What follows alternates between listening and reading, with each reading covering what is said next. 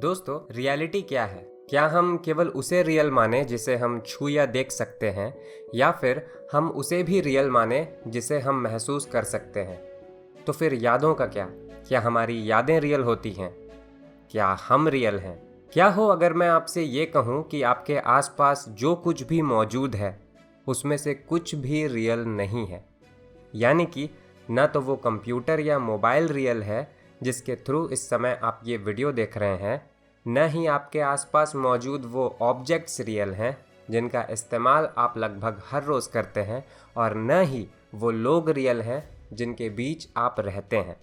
Even आपकी यादें भी रियल नहीं हैं जिन्हें याद करके आप खुश या दुखी हो जाते हैं। और तो और आप खुद भी रियल नहीं हैं, क्योंकि आप उस तरह से इस ब्रह्मांड में एग्जिस्ट नहीं करते जैसा कि आप सोचते हैं। बेसिकली आप कुछ और नहीं बल्कि कभी न ख़त्म होने वाले इस डार्क और कोल्ड स्पेस टाइम में मौजूद मात्र एक स्टैटिस्टिकल फ्लक्चुएशन है। दूसरे शब्दों में अगर कहूँ तो आप एक बोल्ट्जमैन ब्रेन है। आप सोच रहे होंगे कि आखिर ये बोल्ट्जमैन ब्रेन क्या होता है। डोंट वरी, आज के इस एपिसोड में हम न सिर्फ बोल्ट्जमैन ब्रेन के इंटरेस्टिंग हाइपोथेसिस को समझेंगे, बल्कि ये भी जानेंगे कि ये कितना सही या गलत हो सकता है और इसके क्या क्या इम्प्लीकेशंस हो सकते हैं। तो बिना और वक्त गवाए चलिए शुरू करते हैं आज का ये एपिसोड।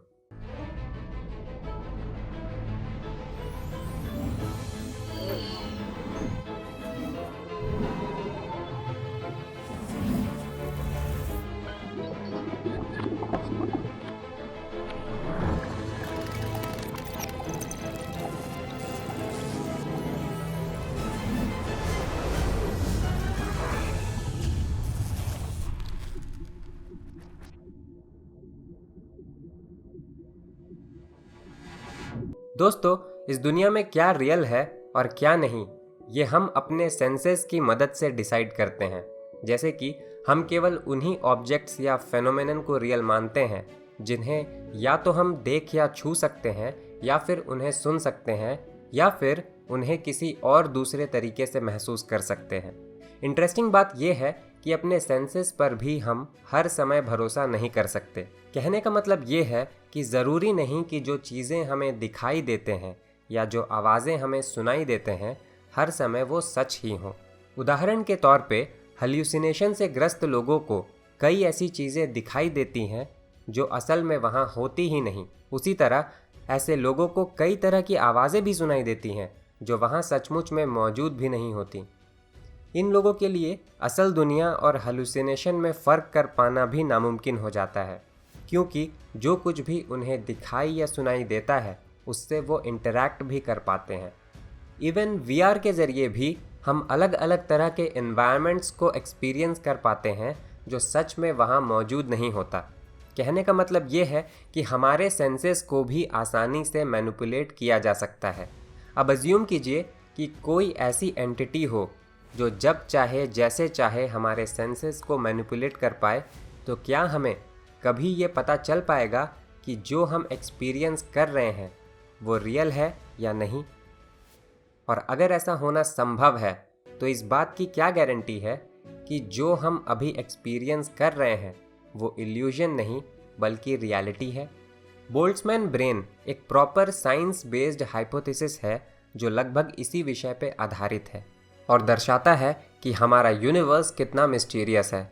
बोल्ट्जमैन ब्रेन के बारे में तो हम आपको इस एपिसोड में बता ही रहे हैं, पर ब्रह्मांड के दूसरे रहस्यों के बारे में जानने के लिए आप कुकू एफएम पर the universe in a nutshell नाम की किताब की समरी सुन सकते हैं, जो ओरिजिनली स्टीफन हॉकिंग द्वारा लिखी गई है। ये हिंदी भाषा में उपलब्ध है और ब्रह्मांड के कई रहस्यों से पर्दा उठाती है। अगर आप कुकू एफएम के बारे में नहीं जानते तो ये एक ऐसा ऐप है जहां हर तरह के नॉन फिक्शनल किताबों की समरी आपको हिंदी भाषा में ऑडियो बुक के फॉर्म में आसानी से मिल जाते हैं। तो चाहे आप एक स्टूडेंट हो, फिटनेस कॉन्शियस पर्सन हो, बिजनेसमैन हो, या फिर किसी अन्य फील्ड से ही क्यों ना हो, इस ऐप पर हर तरह का नॉलेज आपको ऑडियो शोज़ और बुक समरीज़ के माध्यम से आसानी से मिल जाता है।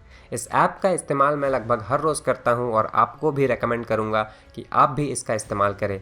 ये एक मेड इन इंडिया ऐप है जिसे 4.5 से ज़्यादा की रेटिंग मिली है प्ले स्टोर पे। इस समय इस पे 1000 घंटों से ज़्यादा का कंटेंट अवेलेबल है। आमतौर पर इस ऐप पे ईयरली सब्सक्रिप्शन के लिए आपको 399 रुपये देने पड़ते हैं, पर VT50 कूपन कोड का इस्तेमाल करके इस समय आप ये सब्सक्रिप्शन मात्र 199 रुपये में ले सकते हैं। साथ ही साथ इस ऐप को अगर आप अपने फैमिली मेम्बर्स या दोस्तों के साथ शेयर करते हैं और वो इसका ईयरली सब्सक्रिप्शन लेते हैं तो आपको 100 रुपये का पेटीएम कैशबैक भी मिलेगा।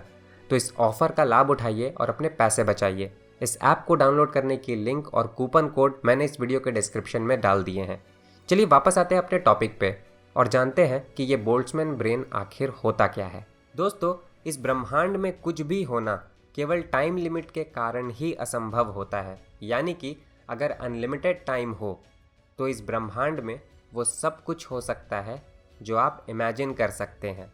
इवन स्पेस में अचानक से एक फुल्ली फंक्शनल ब्रेन भी प्रकट हो सकता है जिसमें हमारी तरह मेमोरीज और सेंसेशन होंगे। अगर ऐसा होना संभव है तो ये भी हो सकता है कि आप खुद भी एक इंसान नहीं बल्कि इसी तरह के एक ब्रेन हो जिसका निर्माण स्पेस में केवल कुछ सेकंड्स पहले हुआ हो और आपके जिस दुनिया को आप एक्सपीरियंस कर रहे हैं वो रियल नहीं बल्कि इसी ब्रेन के द्वारा क्रिएट किया गया सिमुलेशन हो। सुनने में ये आपको साइंस फिक्शन के जैसा ज़रूर लग रहा होगा, पर यह साइंस बेस्ड है। साइंस के अनुसार अगर टाइम इनफाइनाइट हो तो ऐसा हो ही नहीं सकता कि ऐसे कॉस्मिक ब्रेन्स का निर्माण न हो। आइए विज्ञान के थ्रू ये समझते हैं कि ऐसे हाइपोथेसिस का आखिर आधार क्या है। दोस्तों, सेकेंड लॉ ऑफ थर्मोडायनामिक्स हमें बताता है कि जैसे जैसे समय गुजरता जाता है एक आइसोलेटेड या क्लोज्ड सिस्टम की नेट एंट्रोपी भी हमेशा बढ़ती जाती है। जहाँ तक एंट्रोपी की बात है तो ये एक कॉम्प्लेक्स कॉन्सेप्ट है, पर सिंप्लीफाई करने के लिए इसे डिसऑर्डर माना जाता है। ऑर्डर और डिसऑर्डर को आसान भाषा में आप इस तरह से समझ सकते हैं, जो जितना अच्छे से अरेंज्ड है वो उतना ही ऑर्डर्ड है और जो जितना बिखरा हुआ है वो उतना ही ज़्यादा डिसऑर्डर में है। तो second law of thermodynamics basically ये कहता है कि गुजरते समय के साथ एक आइसोलेटेड या क्लोज्ड सिस्टम हमेशा ऑर्डर से डिसऑर्डर के तरफ बढ़ता जाता है।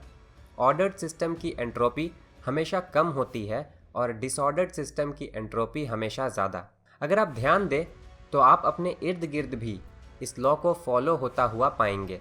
उदाहरण के लिए, फूले हुए बलून को अगर आप यूं ही छोड़ दें तो गुजरते समय के साथ उसकी हवा भी धीरे धीरे निकल जाती है, पर कोई पिचका हुआ बलून खुद ब खुद कभी नहीं फूलता।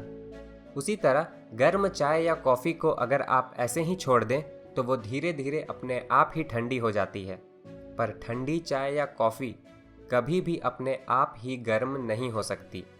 उसी तरह अंडा या कांच नीचे गिरकर अपने आप टूट जाता है, पर टूटा हुआ कांच या अंडा अपने आप कभी भी जुड़ते नहीं हैं। ऐसे अनगिनत उदाहरण मौजूद हैं। अब अगला सवाल ये आता है कि गुजरते समय के साथ आखिर ये एंट्रोपी हमेशा बढ़ती ही क्यों जाती है, ये कम क्यों नहीं होती? क्या इस ब्रह्मांड में कोई ऐसी शक्ति या फोर्स मौजूद है जिसके कारण ये टाइम के साथ हमेशा ऑर्डर से डिसऑर्डर के तरफ बढ़ता है? जी नहीं, ऐसा बिल्कुल भी नहीं है। जैसा कि मैंने पहले ही बताया, एंट्रोपी एक कॉम्प्लेक्स कॉन्सेप्ट है। इसे डिसऑर्डर केवल इसलिए कहा जाता है ताकि इसे समझाने में आसानी हो। असल में एंट्रोपी के कई डेफिनेशंस हो सकते हैं, पर ये सभी डेफिनेशंस एक की कॉन्सेप्ट के अराउंड ही रिवॉल्व करते हैं, और वो ये है कि एंट्रोपी कोई फोर्स नहीं बल्कि एक मैग्नीट्यूड होता है जो ये मेजर करता है कि एक क्लोज्ड या आइसोलेटेड सिस्टम किस वे में इवॉल्व करते हुए स्टैटिस्टिकली मोर स्टेबल स्टेट को प्राप्त करता है। यानी कि हम कह सकते हैं कि entropy is consequence of probability applied to thermodynamics, या फिर ये भी कि entropy is nothing but common sense applied to the universe. तो हमारा ब्रह्मांड हमेशा ऑर्डर से डिसऑर्डर या केओस के तरफ ही बढ़ता है, पर ऐसा इसलिए नहीं होता क्योंकि कोई शक्ति या फोर्स इसे ऐसा करने को मजबूर कर रही होती है। ऐसा इसलिए होता है क्योंकि ऑर्डर के मुकाबले डिसऑर्डर के होने के हमेशा ज़्यादा चांसेस होते हैं। उदाहरण के लिए, एक रूम में गैस मॉलिक्यूल्स कहीं भी किसी भी तरह से मौजूद हो सकते हैं, यानी कि ये पूरे रूम में भी फैले हुए हो सकते हैं या फिर इस रूम के केवल एक कोने में भी सिमटे हुए हो सकते हैं। अगर ये इस रूम के एक कोने में सिमटे हुए हों तो हम कह सकते हैं कि ये ऑर्डर में है, और अगर ये इस रूम में फैले हुए हों तो हम कह सकते हैं कि ये डिसऑर्डर में है। तो प्रोबेबिलिटी इन दोनों स्टेट्स को एक्वायर करने की हो सकती है, पर इस बात की प्रोबेबिलिटी हमेशा ज़्यादा होगी कि ये पूरे रूम में फैले हुए होंगे, न कि केवल इसके एक कोने में सिमटे हुए। यानी कि इनके डिसऑर्डर स्टेट में होने की प्रोबेबिलिटी हमेशा ज़्यादा होगी। चूँकि हमारा ब्रह्मांड हमेशा मोस्ट प्रोबेबिलिस्टिक स्टेट को एक्वायर करने की कोशिश करता है, नॉर्मली ये गैस मॉलिक्यूल्स हमें पूरे रूम में फैले हुए ही मिलते हैं।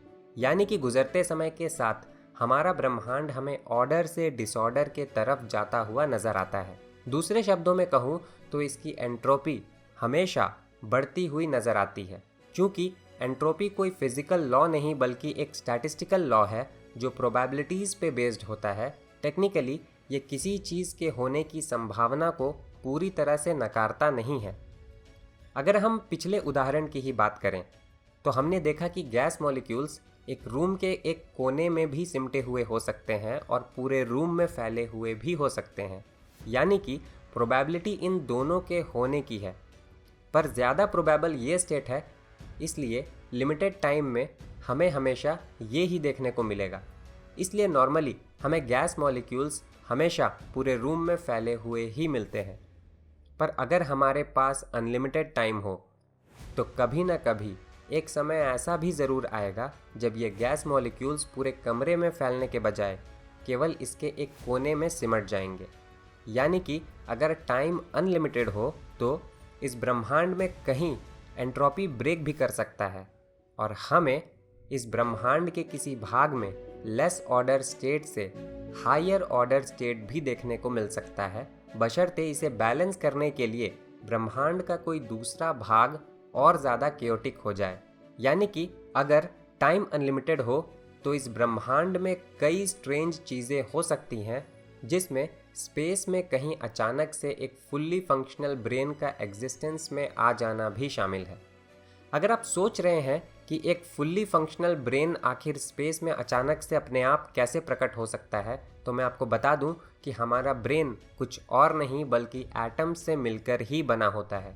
अगर एटम्स को बिल्कुल उसी तरह से अरेंज किया जाए जैसा कि आपके दिमाग को बनाने वाले एटम्स अरेंज्ड हैं, तो आपको आपके ब्रेन की एक परफेक्ट कॉपी मिल जाएगी। तो अगर इनफाइनाइट टाइम और इनफाइनाइट स्पेस हो तो कभी ना कभी कहीं ना कहीं एटम्स आपस में बिल्कुल उस तरह से अरेंज हो ही जाएंगे जिस तरह से आपके ब्रेन में मौजूद है। जब ऐसा होगा तो उस ब्रेन और आपके ब्रेन में भी कोई अंतर नहीं रहेगा। इससे पहले कि हम इस ब्रेन और हमारी रियलिटी की बात करें, आइए लडविग बोल्ट्जमैन की बात कर लेते हैं। लडविग बोल्ट्जमैन एक ऑस्ट्रियन फिजिसिस्ट थे जिन्हें फादर ऑफ स्टैटिस्टिकल मैकेनिक्स भी कहा जाता है। उन्होंने 19th सेंचुरी के एंड में सेकेंड लॉ ऑफ थर्मोडायनेमिक्स में अहम योगदान दिया था। उन्होंने बोल्ट्जमैन कांस्टेंट का कॉन्सेप्ट दिया जिसकी मदद से हम एंट्रोपी को मैथमेटिकली कैलकुलेट कर पाते हैं। अनफॉर्चुनेटली सितंबर 1906 में उन्होंने सुसाइड कर लिया।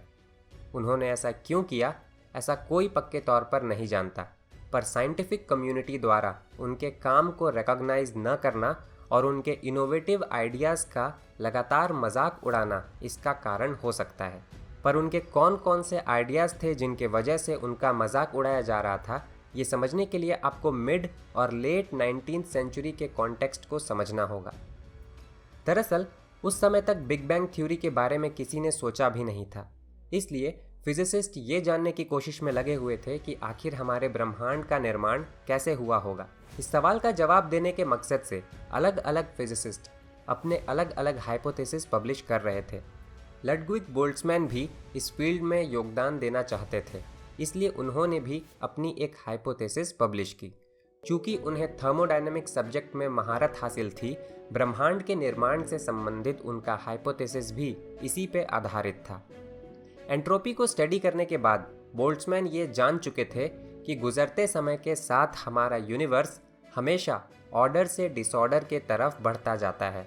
इसका सीधा सा मतलब ये हुआ कि हमारे ब्रह्मांड को गुजरते समय के साथ और केओटिक या डिसऑर्डर्ड होते जाना चाहिए, पर उन्होंने देखा कि हमारे ब्रह्मांड में गैलेक्सीज, स्टार्स और प्लैनेट्स जैसे हाईली ऑर्डर्ड स्ट्रक्चर्स भी मौजूद हैं जो कि उनकी थ्योरी से मैच नहीं कर रहे थे। इसलिए उन्होंने साइंटिफिक कम्युनिटी को कांटेक्ट किया और उन्हें बताया कि हमारा ब्रह्मांड सेकेंड लॉ ऑफ थर्मोडायनेमिक्स के द्वारा क्रिएट किए गए प्रेडिक्शन से कम केओटिक या डिसऑर्डर्ड है।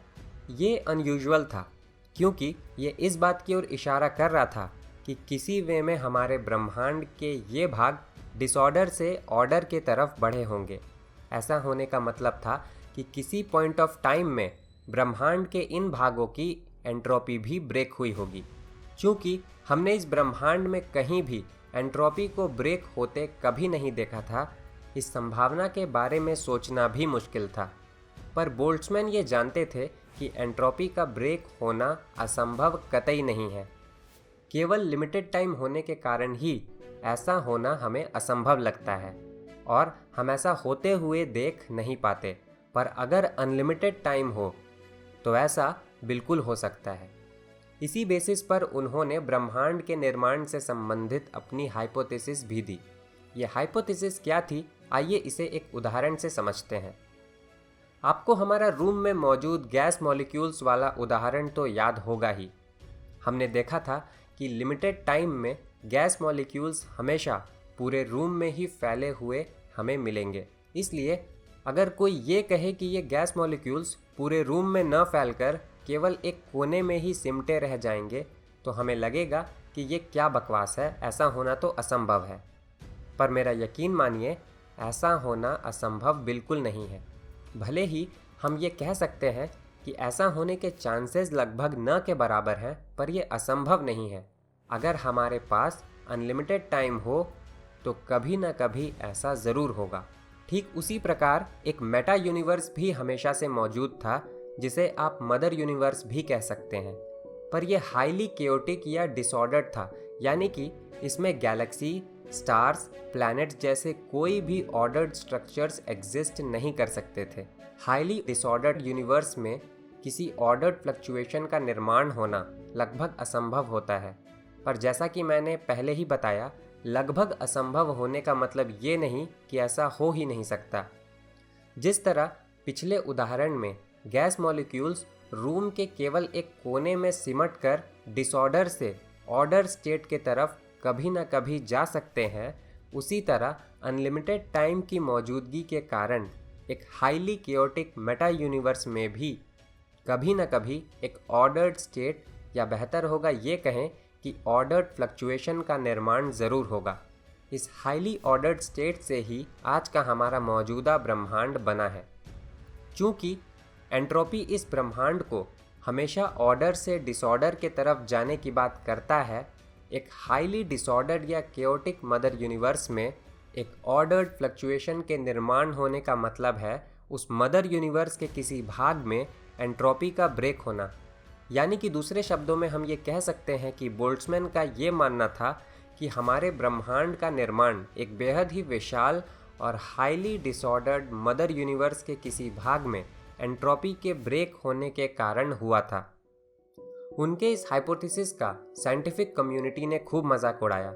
शायद इससे उनके आत्मविश्वास को गहरा आघात लगा, जिसके कारण 62 साल की उम्र में उन्होंने आत्महत्या कर ली। पर किसे पता था कि उनके जिस हाइपोथेसिस का साइंटिफिक कम्युनिटी ने उस समय जमकर मजाक उड़ाया, आगे चलकर वही हाइपोथेसिस उनके लिए सरदर्द बन जाएगा। तो हुआ यूं ही, आर्थर स्टैनली एडिंगटन नाम के इंग्लैंड के एक एस्ट्रोफिजिसिस्ट थे, जिन्हें आमतौर पर थ्योरी ऑफ रिलेटिविटी में कंट्रीब्यूशन देने के लिए जाना जाता है। उन्होंने बोल्ट्जमैन के ब्रह्मांड के निर्माण से संबंधित हाइपोथेसिस का मजाक बनाने या उसे बकवास बताने के मकसद से एक सवाल किया, और वो सवाल ये था, sure and if instead of a universe forming out of nothing wouldn't it form a brain that floats through space. यानी कि इस ब्रह्मांड का निर्माण अगर बिना किसी चीज़ से हो सकता है, तो क्या स्पेस में एक ब्रेन का निर्माण नहीं हो सकता? एडिंगटन के इस सवाल का मकसद बोल्ट्जमैन के हाइपोथेसिस को बेकार साबित करना था, पर इसने एक ऐसे नए थ्योरी को जन्म दे दिया जिसके ऊपर आज भी चर्चा होती है, और वह थ्योरी है बोल्ट्जमैन ब्रेन की। तो अब तक हमने जाना कि बोल्ट्जमैन के हाइपोथेसिस के अनुसार हमारा पूरा ऑब्जर्वेबल यूनिवर्स, जो कि लगभग 93,000 मिलियन लाइट ईयर्स के डायमीटर तक फैला हुआ है और जिसमें कई ट्रिलियन गैलेक्सीज मौजूद हैं, उसका निर्माण एक बेहद ही विशाल और मोर केओटिक मदर यूनिवर्स में बनने वाले एक ऑर्डर्ड फ्लक्चुएशन से हुआ है। हमारे ब्रह्मांड और एक ब्रेन के कॉम्प्लेक्सिटी और ऑर्डरनेस को अगर हम कंपेयर करें तो पाएंगे कि पूरे ब्रह्मांड की कॉम्प्लेक्सिटी और वास्टनेस के सामने एक ब्रेन कुछ भी नहीं है। यानी कि एक रैंडम फ्लक्चुएशन के जरिए स्पेस में बिल्कुल आपके जैसे फुल्ली फंक्शनल और आइडेंटिकल ब्रेन के अस्तित्व में आने की प्रोबेबिलिटी हमेशा ज़्यादा होगी एक ब्रह्मांड के बनने से। तो क्या हो अगर उस फ्लक्चुएशन से पूरे ब्रह्मांड का निर्माण होने के बजाय एक फुल्ली फंक्शनल ब्रेन का निर्माण हुआ हो? यानी कि क्या हो अगर इससे स्पेस में एक फुल्ली फंक्शनल ब्रेन एग्जिस्टेंस में आ गया हो? सुनने में ये अजीब और इम्पॉसिबल ज़रूर लगता है, पर हम पहले ही बता चुके हैं कि अगर अनलिमिटेड टाइम हो तो कुछ भी हो सकता है। एंड आफ्टर ऑल दिमाग होता ही क्या है? कुछ मॉलिक्यूल्स और एटम्स का कॉन्फ़िगरेशन। यानी कि अनलिमिटेड टाइम अगर हो तो स्पेस में मौजूद एटम्स और मॉलिक्यूल्स कभी न कभी बिल्कुल हमारे दिमाग में मौजूद एटम्स और मॉलिक्यूल्स के जैसा स्ट्रक्चर एक्वायर कर ही लेंगे। और जब ऐसा होगा तो फुल्ली फंक्शनल ब्रेन स्पेस में कुछ समय के लिए एग्जिस्टेंस में आ जाएंगे। और अगर टाइम सच में इन्फानाइट हुआ तो ऐसा हो ही नहीं सकता कि ऐसे ब्रेन्स स्पेस में मॉलिक्यूल्स के रैंडम कॉम्बिनेशन से एग्जिस्टेंस में ना आए। यानी कि अगर टाइम इन्फानाइट है तो ऐसे ब्रेन्स का एग्जिस्टेंस हर हाल में होगा और स्पेस के अलग अलग रीजन्स में रैंडमली काफ़ी मात्रा में भी होगा। ऐसे ब्रेन्स को हम बोल्ट्जमैन ब्रेन कहते हैं। बोल्ट्जमैन ब्रेन थ्योरी के बारे में इंटरेस्टिंग बात यह है कि इसका कहना है कि इवन आप खुद भी एक बोल्ट्जमैन ब्रेन हो सकते हैं। इस बात को हजम करना थोड़ा मुश्किल है, पर यह सच है और ऐसा होना मुमकिन भी है। यानी कि हो सकता है आप स्पेस में फ्लोट कर रहे एक ऐसे बोल्ट्जमैन ब्रेन हो जिसका निर्माण केवल कुछ सेकंड पहले हुआ हो, या ये भी मुमकिन है कि आपका निर्माण अभी हो ही रहा हो। अब आपका अगला सवाल ये होगा कि हम स्पेस में फ्लोट करते हुए केवल एक ब्रेन कैसे हो सकते हैं? हमारे चारों तरफ तो पूरी दुनिया मौजूद है, बहुत सारे लोग मौजूद हैं जिनसे हम बात कर सकते हैं, उनसे हर तरह से इंटरैक्ट कर सकते हैं। इवन हम ब्रह्मांड के बारे में भी तो काफ़ी कुछ जानते हैं। दोस्तों, इसका जवाब ये है कि हम कभी भी ये नहीं जान सकते कि रियल क्या है और क्या नहीं, क्योंकि जो कुछ भी हम फील या परसीव करते हैं वो हमारा दिमाग करता है। हमारी हर फीलिंग का ओरिजिन न्यूरल कनेक्शन से होता है। किसी फूल या स्मेल को या हमारी यादें सब केवल हमारे दिमाग के अंदर हैं। अगर दिमाग को मैनिपुलेट कर दिया जाए तो हमारे लिए ये फ़र्क कर पाना भी मुश्किल हो जाएगा कि क्या रियल है और क्या नहीं। आप में से कई लोग ये सोच रहे होंगे कि मैंने पूरी ज़िंदगी जी है, मुझे बचपन से लेकर अभी तक का सब कुछ याद है। क्या इससे ये साबित नहीं होता कि मैंने पूरी ज़िंदगी जी है और ये मेरा इल्यूजन या भ्रम नहीं है? जी नहीं, इससे कुछ भी साबित नहीं होता। जैसा कि मैंने पहले ही बताया, जो कुछ भी आप सोचते हैं, फील करते हैं या जो कुछ भी आपको याद है वो सब केवल दिमाग के अंदर है। इससे ये बिल्कुल भी साबित नहीं होता कि ये रियल ही है। उदाहरण के तौर पर आप सपनों का ही उदाहरण ले लीजिए। पता नहीं आपने ऐसे सपने देखे हैं या नहीं, पर कई लोग ऐसे सपने देखते हैं जिसमें वो बचपन से लेकर धीरे धीरे बूढ़े तक हो जाते हैं। सपने में उन्हें अपने आसपास बहुत सारे लोग भी नज़र आते हैं, वो उनसे बातें भी करते हैं, उनके साथ समय भी गुजारते हैं और वो सब कुछ करते हैं जो हम असल ज़िंदगी में करते हैं। ये इतना रियलिस्टिक लगता है कि जब तक वो नींद से नहीं जागते उन्हें बिल्कुल भी पता नहीं होता कि वो असलियत नहीं बल्कि मात्र एक सपना है। तो हो सकता है कि आप स्पेस में फ्लोट कर रहे एक बोल्ट्जमैन ब्रेन हो जिसमें atoms, molecules, proteins, hormones, neurons और न्यूरोट्रांसमीटर्स कुछ इस तरह से अरेंज हो गए हैं कि वो आपको एक रियल दुनिया में मौजूद होने का आभास दे रहे हैं, पर असल में ये सब कुछ केवल उस ब्रेन के अंदर ही मौजूद है। यानी कि जो कुछ भी आज तक आपको याद है वो कभी हुआ ही ना हो। आज तक आप जिन लोगों से मिले हो वो रियल ही ना हो, उनके इमेजेस केवल इस दिमाग ने ही क्रिएट किए हो। इवन आपके चारों तरफ मौजूद पूरा ब्रह्मांड भी केवल इस बोल्ट्जमैन ब्रेन के अंदर क्रिएट किया गया मात्र एक प्रोजेक्शन हो। यानी कि आप केवल एक ऐसे एंटिटी हो सकते हो जो स्पेस में फ्लोट करते हुए फॉल्स मेमोरीज और सेंसेशंस को जनरेट कर रहा है। इन दी एंड यही सारी चीज़ें तो हैं जो आपको जीवित होने का आभास दिलाते हैं। तो कोई ब्रेन आपको इन सारी फीलिंग्स का एहसास अगर दिला सके तो क्या आपको ये नहीं लगेगा कि आप जीवित हैं? जब हम सिमुलेशन हाइपोथेसिस की बात करते हैं तो हम ये मानते हैं कि हमारी दुनिया रियल नहीं बल्कि एक सिमुलेशन है, बिल्कुल एक गेम की तरह।